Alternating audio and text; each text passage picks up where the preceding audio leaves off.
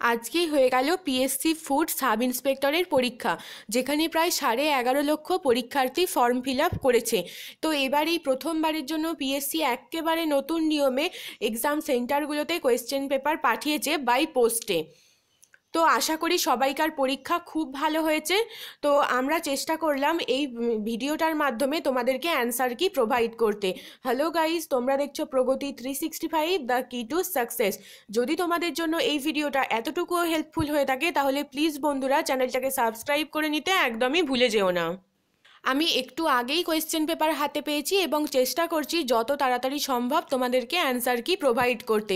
তার জন্য প্রথম আমি জিকে কোয়েশ্চেনগুলো সলভ করে নিয়েছি এবং তোমাদেরকে দিয়ে দিচ্ছি, এবং আমি চেষ্টা করব যত তাড়াতাড়ি সম্ভব ম্যাথস কোয়েশ্চেনগুলো সলভ করে নিতে এবং তোমাদেরকে প্রোভাইড করতে।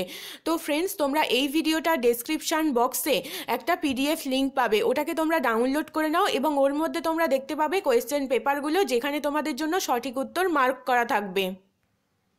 ওখান থেকে তোমরা মিলিয়ে নিতে পারবে তোমরা যে কোয়েশ্চেনগুলো পরীক্ষার হলে দিয়ে এসছো, যে উত্তরটা মার্ক করে এসছো সেটা সঠিক কি না তোমরা সেখান থেকেই মিলিয়ে নিতে পারবে।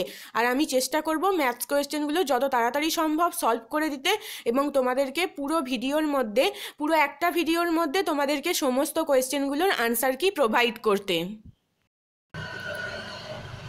দেখো ফ্রেন্ডস, তোমাদের জন্য এখানে ডি সিরিজটা আমি আলোচনা করেছি। তো ডি সিরিজটার সমস্ত কোয়েশ্চেনগুলো তোমরা এখানে পেয়ে যাচ্ছ।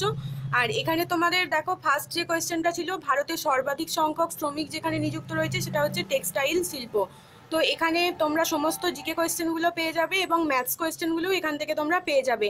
তাই যত তাড়াতাড়ি সম্ভব ডাউনলোড করে নাও এবং যদি লাইক করতে হয় লাইক করে দাও, কমেন্ট করে জানাও নিজেদের মতামত এবং অবশ্যই প্রচুর পরিমাণে শেয়ার করো, যাতে এই ভিডিওটা তোমার বন্ধুদের জন্য হেল্পফুল হয়ে উঠতে পারে। শেষ অবধি দেখার জন্য তোমাদের অসংখ্য ধন্যবাদ।